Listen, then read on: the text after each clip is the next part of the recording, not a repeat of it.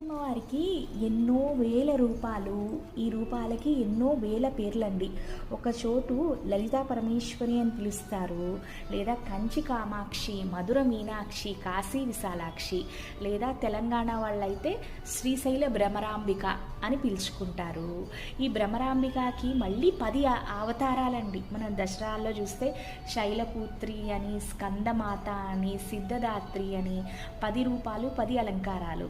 అలాగే మన విజయవాడ కనకదుర్గమ్మని చూసుకుంటే మొదటి రోజు బాలమ్మని, రెండో రోజు గాయత్రీదేవి అని, సరస్వతి అని, లలిత అని, స్వర్ణ కవచాలంకృత దుర్గాదేవి అని, మహాలక్ష్మి స్వరూపమని, బెజవాడ దుర్గమ్మ అని, మహిషాసుర మర్దిని అని, అన్నపూర్ణేశ్వరి అని, రాగాల రాజరాజేశ్వరి అని, ఇలా దశదుర్గలు అమ్మవారికి.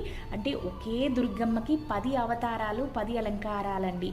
కేవలం ఒక చోటులోనే ఇన్ని ఉంటే ఈ ప్రపంచం అంతా కూడా అమ్మకి ఎన్ని వేల రూపాలు, ఎన్ని వేల పేర్లు ఒక్కసారి ఊహించుకోండి. అది మన మనుష్యుల మేధస్సుకి అంతు చిక్కదండి. మన మానవాళి ఆలోచన చాలా చిన్నది. అమ్మ విశ్వరూపము, ఆ విశ్వరూపంలో 1000 మొహాలు, ఆ 1000 మొహాల్లో ఎన్నో వేల కళ్ళు మనని చల్లగా చూస్తున్నాయి. అమ్మకి ఎన్నో వేల పేర్లండి. అంటే కొందరు కంచి కామాక్షి అని చాలా కొలుస్తారు, కొందరు మహాలక్ష్మి స్వరూపం అని కొలుస్తారు. అంటే ఈ నామం గురించి ఎంత చెప్పినా తక్కువేనండి, అంతం లేదు.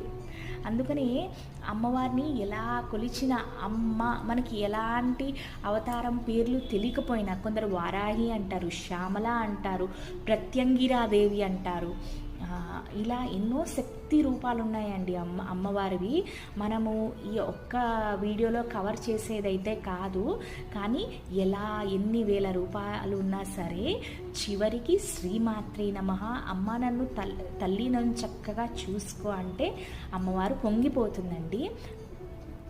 కానీ లలితమ్మని నామరూప వివర్జిత అంటే ఆవిడికి ఎన్నో వేల పేర్లు, ఎన్నో వేల రూపాలు, ఒక్కటి అని ఉండదండి.